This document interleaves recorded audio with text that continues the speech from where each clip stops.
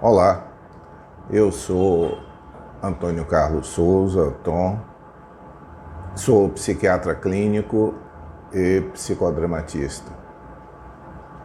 Nós estamos no mês Setembro Amarelo, em que se enfatiza a importância de dar-se conta do suicídio na população em geral. Uma das coisas que se sabe estatisticamente no mundo todo é que o suicídio está mais vinculado a quem sofre de transtorno afetivo bipolar, mais do que aquelas pessoas que apenas têm depressão ao longo da vida.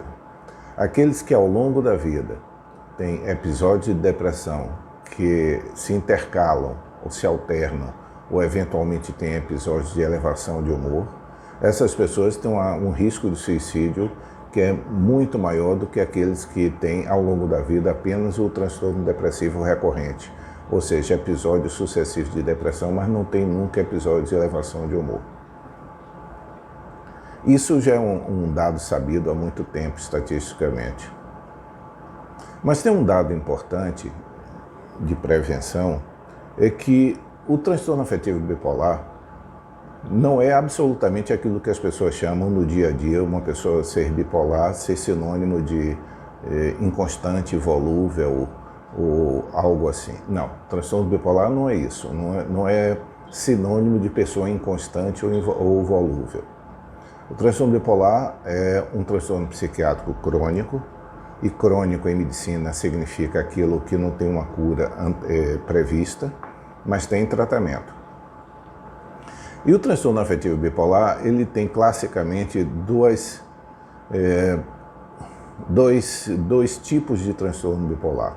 Um óbvio para o médico e óbvio para os familiares e circunstantes, que é o que nós chamamos de transtorno afetivo bipolar tipo 1, que é aquele transtorno afetivo bipolar em que tem episódios de depressão definidas, e ao menos um episódio de mania.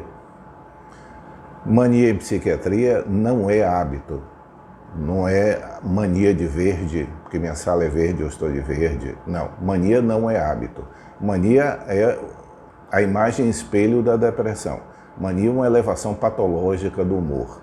Do mesmo jeito que a depressão é uma diminuição patológica do humor, a mania é a elevação patológica do humor. Do mesmo jeito que uma pessoa deprimida tem pensamentos de conteúdo, de culpabilização, de ruína, de menos-valia, de tristeza, de culpa, o pensamento de uma pessoa numa fase de mania são pensamentos de grandiosos, pensamentos de grandeza, de riqueza, de poder, de potência. Se uma pessoa deprimida tem um semblante que é característico da depressão, aquele semblante em que todas as curvas estão voltadas para baixo, né? O rosto, o corpo. É fácil fazer um emoji de tristeza, de depressão, porque todas as curvas são voltadas para baixo. O rosto de uma pessoa em mania é um rosto de euforia, em que tudo está voltado para cima. Uma pessoa deprimida tende a ter uma motricidade lenta, ela fala lentamente, ela anda lentamente, ela pensa lentamente, ela tem uma lentificação do pensamento. Em mania é exatamente o oposto, o pensamento é hiper rápido, as ideias se atropelam na cabeça de um paciente em mania, a fala é extremamente rápida, que às vezes se torna incompreensível pela sucessão de palavras e de ideias que aparecem numa avalanche de manifestações. A motricidade é rápida, é uma pessoa hiperativa no sentido de estar sempre envolvida, fazendo múltiplas coisas, embora não as termine. Eles tendem a fazer muitas coisas sem as terminar. Então a mania é uma imagem espelho da depressão. Quem tem um transtorno afetivo bipolar, tipo 1, é aquele que ao longo da vida tem claramente episódio de depressão e claramente tem um episódio de elevação patológica do humor, da mania. Mas tem um outro tipo de mania, esse sim, bem mais complicado para diagnóstico, complicado para tratamento e complicado para a evolução do paciente, que é o transtorno afetivo bipolar tipo 2, em que a depressão é marcante, ou seja, o próprio paciente conta a história dele como sendo deprimido e vai dizer ao psiquiatra: eu sou uma pessoa deprimida, eu tenho depressão. Os familiares dizem que ele tem depressão, mas que na história de vida dele tem ao menos um episódio em que a elevação do humor não foi tão marcante como no episódio de mania, e por não ser tão marcante é chamado de hipomania, hipo do grego abaixo. Então, enquanto na mania é óbvio que a pessoa está fora do seu padrão, está excessivamente acelerado, os pensamentos são excessivamente grandiosos, claramente fora do comum, as compras são excessivamente fora do comum. Num paciente em hipomania, a elevação de humor é mais discreta. Quem não o conhecer, a pessoa pode tomá-lo como simplesmente uma pessoa que fala alto, que é boquirroto, que diz coisas inadequadas. Então, fazendo uma comparação rápida, se um paciente em mania, ele é capaz de comprar uma loja de roupa, a loja mesmo, física, comprar a loja, um paciente em hipomania é capaz de comprar 10 camisas da mesmo tipo, mas de cores diferentes. Ou seja, algo que é excessivo, mas não soa tão excessivo quanto comprar loja para poder ter a camisa. Pode passar por idiosincrasia, pode passar por esquisitice, por bizarrice, por inadequação. Qual é a importância disso? É que, como regra geral, esse episódio não precisam ser muitos, basta que haja menos um para o diagnóstico ser firmado, e o que torna difícil, porque como não é algo tão flagrantemente fora do padrão, é apenas diferente, o resultado é que o paciente às vezes omite isso na história, os familiares omitem isso na história porque não reconhecem a importância. E como as depressões, os episódios depressivos, as fases depressivas são sucessivas e marcantes, com tentativa de suicídio ou suicídios frustrados, por exemplo, então para o paciente ele é deprimido, para os familiares ele é deprimido. Para o profissional que for avaliá-lo, e muitas vezes é muito difícil você, num primeiro contato com o paciente, você obter essa história. Às vezes essas coisas só acontecem com o decorrer do tempo. Você começa a tratar um paciente como tendo um transtorno depressivo recorrente, ou seja, uma pessoa que ao longo da história só tem depressão, mas acontece algumas coisas, ou a informação vem a posteriori, ou na medida em que começa a se usar antidepressivo, em lugar do paciente melhorar, a irritabilidade dele aumenta.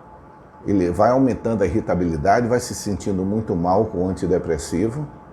Em lugar de melhorar do humor, ele se torna irritado. E aí abre a sinalização de que esse paciente pode ser um bipolar, mascarado. Por quê? Porque não foi reconhecido até então.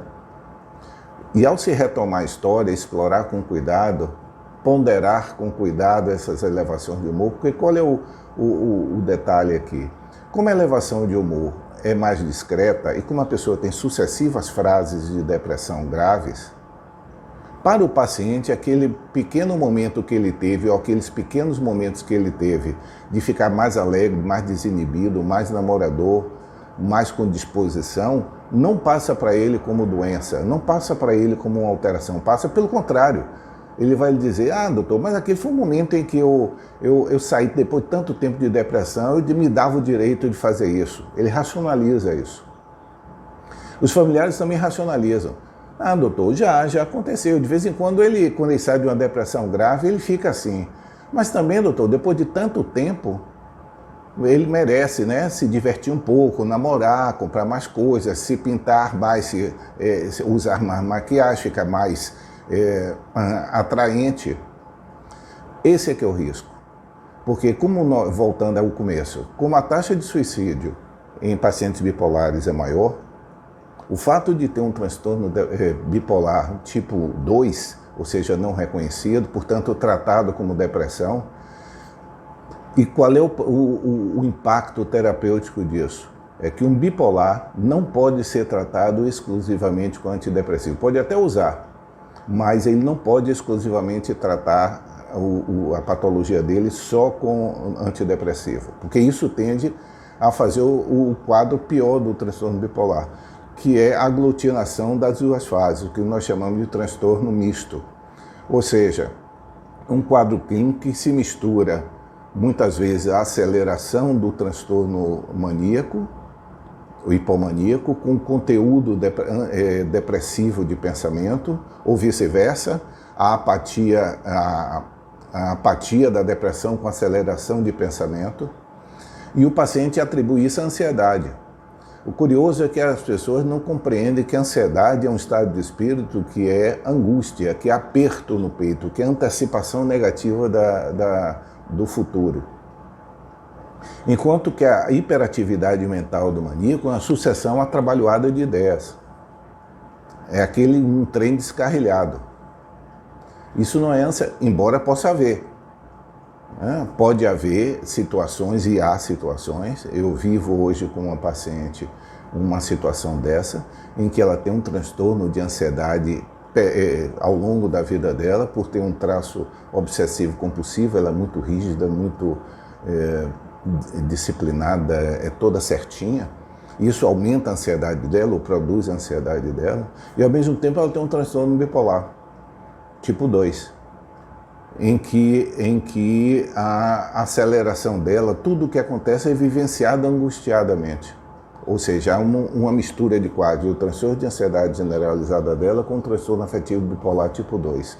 Mas voltando para o nosso tema, para nós terminarmos, reconhecer a hipomania talvez seja, do ponto de vista diagnóstico, a pedra de toque da psiquiatria. Não é fácil.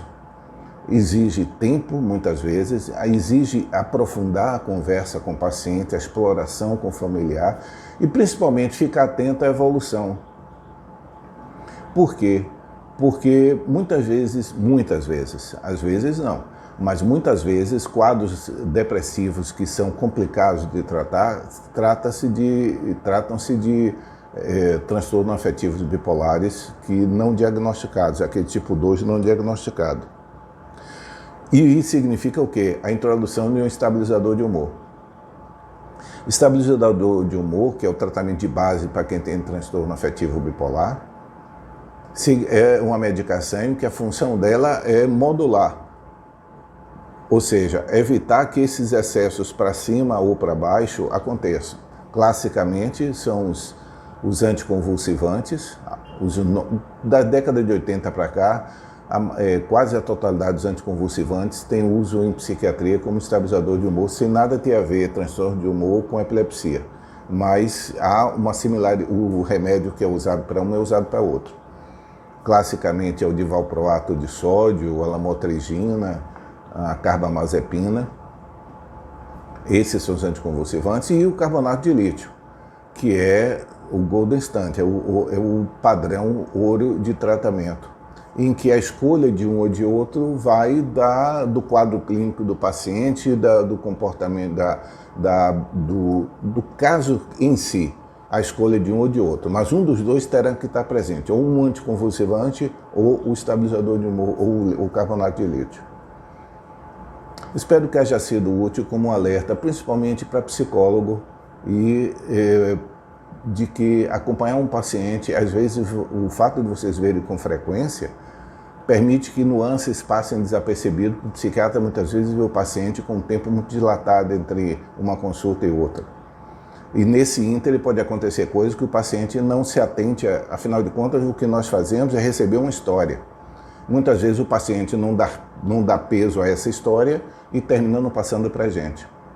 É muito importante a gente chamar a atenção no Setembro Amarelo para o transtorno afetivo bipolar tipo 2, porque o suicídio pode acontecer e ele não será reconhecido como sendo portador de um transtorno que tem uma evolução que precisa ser tratada especificamente.